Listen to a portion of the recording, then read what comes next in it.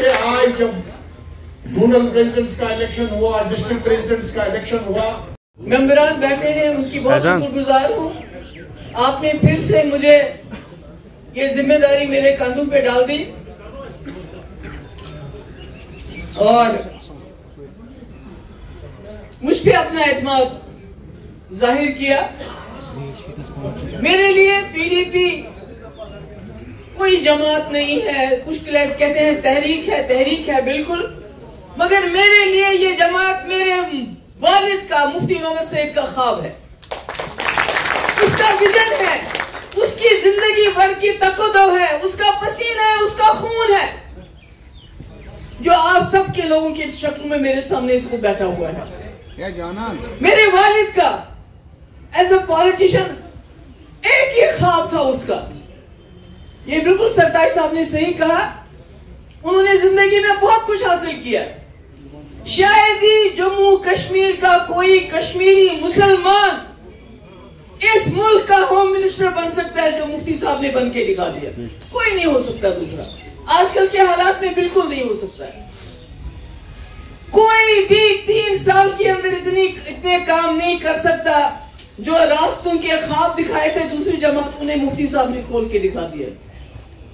मगर उसके बावजूद मुफ्ती साहब का ये कहना था, उनका एक शौक था जब से उन्होंने पॉलिटिक्स ज्वाइन की कि जम्मू कश्मीर में, क्योंकि उन्होंने पूरे मुल्क में देखा था अलीगढ़ के जमाने में कि ये जमहूरियत क्या है। एक गरीब आदमी वोट डालता है और उस मुल्क के प्राइम मिनिस्टर को चुनता है, एमएलए को चुनता है, मेंबर पार्लियामेंट को चुनता है। अगर इसको ये पसंद नहीं आता है दूसरे को चुनता है। मगर जम्मू कश्मीर में भी वो यही निजाम चाहते थे। हमारी बदकिस्मती जम्मू कश्मीर की, जो मुफ्ती साहब ये खुद भी मानते थे कि जम्मू कश्मीर के मसले को जो 1947 से खड़ा था उसको सबसे ज्यादा पेचीदा इसलिए बनाया गया कि यहाँ जमहूरियत को पनपने नहीं दिया गया। मैं किसी एक जमात की बात नहीं करूंगी। 1951 जब पहला कॉन्स्टिट्यूएंट असेंबली का इलेक्शन हुआ, वो इलेक्शन भी सिलेक्शन थी बदकिस्मती से। उसमें भी एक ही तरह के लोग असेंबली में आ गए जो हिजबी इख्तिलाफ थे, जिनको इख्तिलाफ था। उस वक्त की रूलिंग पार्टी जो बनी, चाहे वो कश्मीर में थे चाहे जम्मू में थे, उनको असेंबली में पहुंचने नहीं दिया। ये शुरुआत हो गई जम्मू कश्मीर के, जो आप कहिए टूटी फूटी जमहूरियत की। उसके बाद जितनी भी जमातें आई उन्होंने भी इस निजाम को आगे चलाया। उसमें नेशनल कॉन्फ्रेंस थी, कांग्रेस थी। मगर और आपको मुझे बताने की जरूरत नहीं है, 77 में दिल्ली वालों को पता नहीं क्या सूझी, एक इलेक्शन उस वक्त ठीक ठाक होने दिया, क्योंकि उस वक्त अपोजिशन थी नहीं, एक तरफा। और ये भी ख्याल था कि जो यहाँ सबसे ज्यादा अपोज करते थे हमको, जो अलहदी का नारा लगाते थे, वो अब मेन स्ट्रीम में आ गए हैं, इसलिए अब इलेक्शन को मैनिपुलेट करने की जरूरत नहीं है। अदरवाइज हमेशा इलेक्शन मैनिपुलेट होते थे। मगर उसके बाद इलेक्शनों का क्या हुआ मुझे बताने की जरूरत नहीं। मगर मुफ्ती साहब कोशिश करते रहे कि एक मुतबादिल में खड़ा करो, इसलिए कांग्रेस में गए, क्योंकि नेशनल कॉन्फ्रेंस और कांग्रेस, उनको गंदी नाली का कीड़ा कहा गया। सोशल बाइकआउट हुआ, मगर वो डटे रहे। बहुत मेहनत की, मुझे नहीं लगता है किसी पॉलिटिशियन ने इतनी मेहनत की होगी। सिर्फ इसलिए नहीं, कुर्सी के लिए नहीं। कुर्सी तो उन्होंने मेरे ख्याल में शायद मुश्किल से 27 साल की उम्र में, जब वो सादिक साहब के कैबिनेट में मिनिस्टर बने, स्टेट मिनिस्टर बने, इसलिए वो कभी कुर्सी के पीछे नहीं भागे, इख्तियार के पीछे नहीं भागे। मगर एक ही ख्वाब था, मैं जम्मू कश्मीर में एक वायबल, एक अच्छी अपोजिशन देना चाहता हूं यहाँ के लोगों को, ताकि एक ही जमात के ऊपर यहाँ के लोग डिपेंडेंट ना रहे। ये तो होता है ना, जैसे एक दुकानदार होता है, जब उसको मालूम है मैं अकेला हूं, वो गलत सौदा भी बेचता है, महंगा भी बेचता है, जब दिल करता है दुकान बंद करके चला जाता है, दबान जाओ मैं नहीं बेचूंगा कुछ भी। मुफ्ती साहब की कोशिश ये थी मैं मुतबादिल दूं। और उसके बाद जिंदगी भर मेहनत करके कांग्रेस को उन्होंने उस जगह पहुंचाया।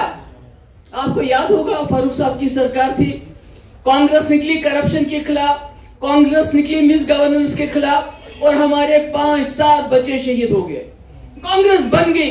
पहली बार जम्मू कश्मीर के लोगों ने कांग्रेस को समझने की कोशिश की कि ये मुफ्ती साहब शायद सही बात कहता है। वो जो हमें दिखाते हैं अलग ख्वाब वो होने वाले नहीं है, मगर जो निकलने वाला है it can be one नवासंगीरी सबंतिवन वही सबंतिवन बाई मैनी कलंदर ये तेरी खलंदर। जो निकलना है इसी मुल्क से मिलना है, बाहर से कुछ नहीं मिल रहा है। मगर बदकिस्मती ये हो गई जब कांग्रेस उभरने लगी, नेशनल कॉन्फ्रेंस और कांग्रेस का गठजोड़ हो गया। और मेरे ख्याल में वो मुफ्ती साहब की जिंदगी के लिए सबसे मेरे ख्याल में काला दिन था, क्योंकि जो पार्टी उन्होंने जमाई थी, बनाई थी खून पसीना, वो पार्टी किसी के साथ मिल गई और अपोजिशन फिर वैसे की वैसी खाली रही। मुझे याद है, मैं इतना ज्यादा अपोजिशन की बात क्यों कर रही हूं, क्योंकि कोई भी जमहूरी निजाम तब तक मुकम्मल नहीं है जब तक अपोजिशन ना हो। अपोजिशन सवाल पूछती है, अपोजिशन अकाउंटेबिलिटी मांगती है।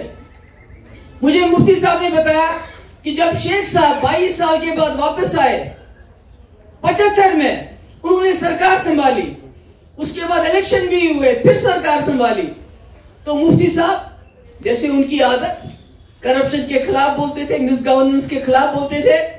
तो इंदिरा जी ने एक बार मुफ्ती साहब को फोन किया, मुफ्ती जी आप शेख साहब को क्यों सताते हो, इनकी मुखालफत क्यों करते हो, अब तो ये कौमी लहलंगर में आ गए हैं, अब तो ये मेन स्ट्रीम में वापस आ गए हैं, आप इनको क्यों काम नहीं करने देते हो। तो मुफ्ती साहब ने कहा, मैडम मैं अपोजिशन में हूं, मैं जमात चलाता हूं, मेरा काम है अपोज करना और डिपोज करना और बाहर करना।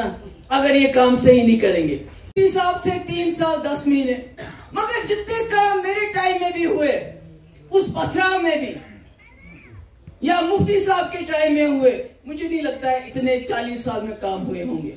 मेरे वक्त में भर्ती हुई पुलिस में, दूसरे डिपार्टमेंट में, एक केस बता मुझे कोर्ट में चला गया हो, कहीं शिकायत हुई हो, कोई शिकायत नहीं। एक घर में 2 बच्चे सिलेक्ट हो गए, गरीब घर था, वो आए, उन्होंने मुझे एक हिसाब से वो पाँव पकड़ने लगे हमारे वर्करों के, ये इच्छा हुकूमत ऐसे के। अब महबूबा मुफ्ती के खिलाफ क्या है, बहुत बड़ा इल्जाम है जी, दूध और टॉफी दिन रात हमारे लोग वो चलाते रहते हैं। अरे मैंने कहा था एक मां बन के तुमको, अगर मेरी बात मानी होती तो इस वक्त इंशा मेरी बच्ची आंखों से नहीं गई होती। एक तरफ से पत्थर मारने वाले शरपसंद, दूसरी तरफ से सिक्योरिटी फोर्सेस पुलिस, और बीच में वो बच्ची शिकार हो गई। उसका क्या कसूर, उन बच्चों का क्या कसूर जो बीच में फंस गए। बस यही। अब जितना प्रोपागेंडा अगर अपोजिशन पार्टी करे, मैं समझती हूँ नेशनल कॉन्फ्रेंस हमारे अपोजिशन है, मगर उससे ज्यादा प्रोपागेंडा आरएसएस और बीजेपी वाले करते हैं। ये जी इन्होंने बीजेपी के साथ हाथ मिलाया, आरएसएस वाले ही कहते हैं, कश्मीर में कहते हैं, जम्मू में नहीं कहते। इसलिए मैं आपसे, मेरा जो वर्कर है, आपको सर उठा के बात करनी चाहिए। तो ये खुद टॉफी, मैंने कई बच्चों के सर के ऊपर से सीमेंट उतारा है, इमसातमन बेगायरेश निमा अचानक से खजा हट उनके छाले पड़ जाते थे। मैंने कैंपों से बच्चों को निकाला है। मैंने तब बच्चों को अस्पताल में देखा है जब उनकी टांगों के बीच में स्ट्रॉ जलाया जाता था। मैंने क्या नहीं देखा है। और आज आपको दूध टॉफी बोल के डराते हो, डरो मत। मैंने सही बात कही थी, मैंने यहाँ के माँ बाप को कहा अपने बच्चों को अंदर रखो, इनको बाहर मत भेजोगे तो खुदा ना खास्ता वही होगा जो बेचारी इंशा का हाल हो गया। वही हुआ। आज ये जो दूध टॉफी कहते हैं, इनको पता है वो बच्चे कौन है क्या उनको? हाँ मुझे पता है, इलेक्शन में शायद हो सकता है इनको निकालेंगे अपने साथ दिखाने के लिए, मगर आज तक इन्होंने उनका नाम लिया। मैंने बुलाया चीफ मिनिस्टर उनको, जितने मेरे पास आए, मैंने उनको नौकरियां दी जितने भी मेरे पास आए। इंशा के लिए मैंने एजेंसी की, मगर आज की सरकार अभी तक वो वहीं का वहीं काम रुका, जहां मैंने छोड़ा वहीं छोड़ दिया था। ये तो इच्छा इल्जाम छा मैं वो मुफ्ती पर युत किन में के इल्जाम छुस, किन पोटो के इल्जाम छुस, किन टास्क फोर्स के इल्जाम छुस, किन फेक एनकाउंटर के इल्जाम छुस, किन शुपियां रेप मर्डर के इल्जाम छुस। मेरे वक्त में एक बच्ची के साथ ज्यादती हुई, मैंने 2 मिनिस्टर ड्रॉप किए और आधा दर्जन से ज्यादा जेल में सड़ रहे हैं इस वक्त। मैंने इंसाफ किया अपने वक्त में। यहाँ हमारी बच्चियां होती थी तो मैंने उस गाड़ियां में बैठते थे तो उनको मुश्किल होती थी, मैंने उनके लिए अलग बस सर्विस, क्योंकि मुझे पता है मैंने बस में ट्रैवल किया। मैं होम मिनिस्टर की बेटी भी रही हूँ, मिनिस्टर की बेटी भी रही, मगर मैंने बस में ट्रैवल किया है, मुझे पता है बस में बच्चों के साथ क्या होता है। मैंने गरीब बच्चों को स्कूटी दी, मैंने कहा अगर आप 60% नंबर लोगे मैं 50% पे आपको स्कूटी दूंगी। मैंने कहा लड़कियों के नाम पे जो प्रॉपर्टी होगी मैं उस पर स्टैंप ड्यूटी खत्म करूंगी। मैंने सब कुछ कोशिश की, मैंने सब कोशिश की करने, मगर कुछ नहीं मिलता महबूबा मुफ्ती के खिलाफ। इसलिए आपको दूध टॉफी करके डराते डरो मत, सिर उठा के बात करो। क्या मां अपने बच्चे को थप्पड़ नहीं मारती? अगर बच्चा किसी गर्म चीज को हाथ लगाए दबान चुसना और उसी तपाली का सुन चुसना माना वो और क्या करेंगे, और क्या मिठाई खेने।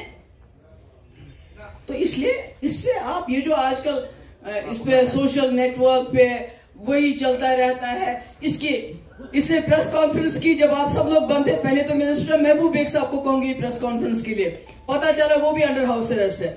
मैंने उसको बोला आप जाओ, और इसके मुंह पे वो लगा लिया वहां प्रेस कॉन्फ्रेंस में टॉफी दूध, मेरे वर्ड्स के मुंह पे लगाए। उससे क्या होगा?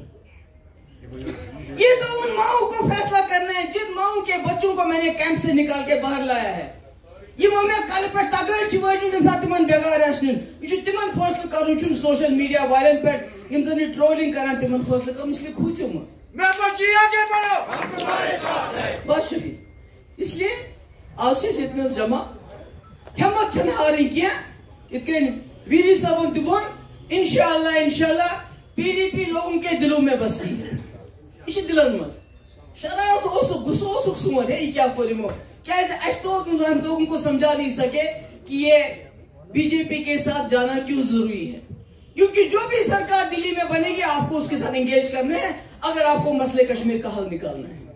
और मैं उनसे भी कहना चाहती हूं आज एक्सेशन डे भी है, आज हमारे इल्हाक का दिन भी है।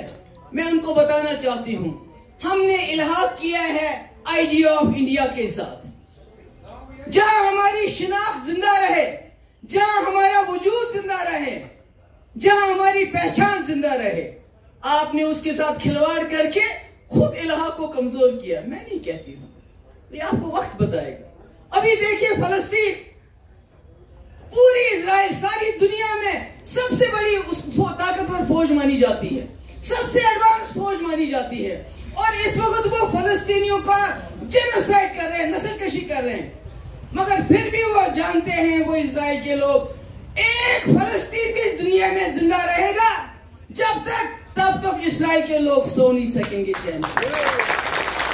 और फलस्तीन मरने वाला नहीं है।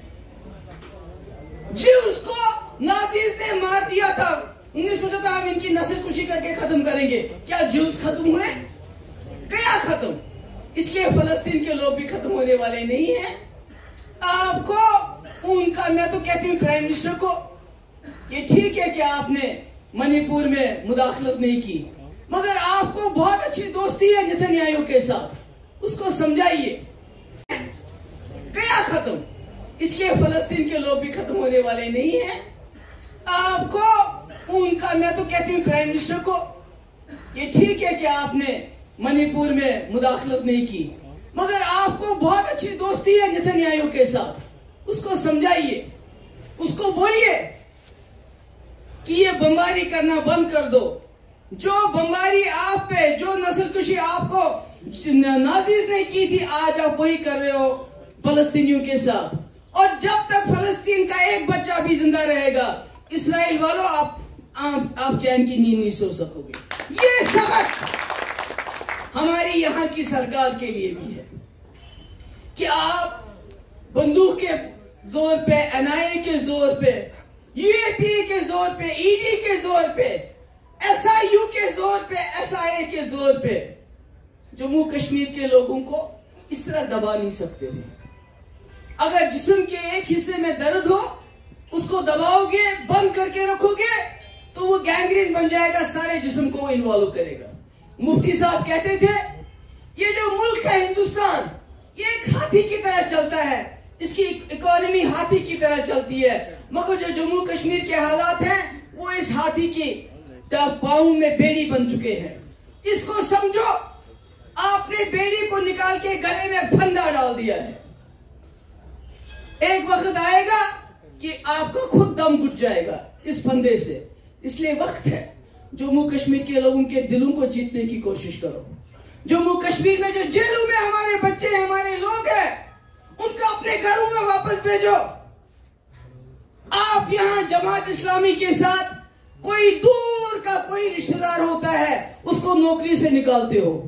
दूसरी तरफ से आपकी जो ए टीम, बी टीम, सी टीम है, वो जमातियों के घर में जाते हैं, उनको ब्लैकमेल करते हैं कि आपको जेल से छुड़ा देंगे, आपके जो एसेट्स हैं बंद वो वापस दिला देंगे, मगर आप हमको सपोर्ट करो। ये कौन सी पॉलिसी है आपकी?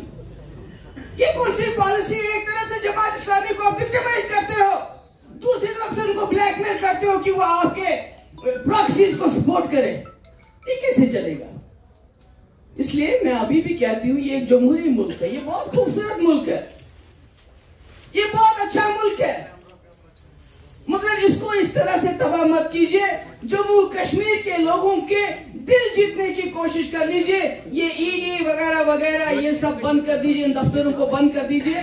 और जम्मू कश्मीर का जो आपने जो बेइज्जती की है, जो टुकड़े किए हैं जम्मू कश्मीर के, जो हमारी आपने आइडेंटिटी, हमारी शिनाख्त छीनी है, आज कल परसों आपको सूद समेत वापस देनी पड़ेगी। मुझे पता है आपको हंसी आती होगी, मगर ये हंसने वाली बात नहीं है। फलस्तीन को भी अपना मुल्क मिलेगा, जम्मू कश्मीर का मसला भी हल होगा, और शुरुआत होगी 2019 में। जो अब से छीना गया वो हमको वापस मिलेगा। और लास्ट में मैं वर्करन मुझे शुक्रगुजार, इलेक्शन प्रत चीज किया, मगर इलेक्शन जरूरी, इलेक्शन में पन ताकत हासिल कर, पार्लियामेंट इलेक्शन वो, इसलिए अभी से जुट जाओ। हमने इंशाअल्लाह जिस तरह हमने 2008 में हमने पार्लियामेंट में परफॉर्मेंस किया है, इस बार हमें वही परफॉर्मेंस दोहराने हैं। अगर हमने मुफ्ती मोहम्मद सईद साहब को खराज अकीदत पेश करना है, मैं एक बार फिर से अपने सब साथियों का, मेरे जो इलेक्शन ऑफिसर यहाँ रहे हैं, बीडी साहब का, और जिन्होंने प्रपोज किया और सेकंड किया, सबकी शुक्रगुजार हूँ। बहुत बहुत शुक्रिया।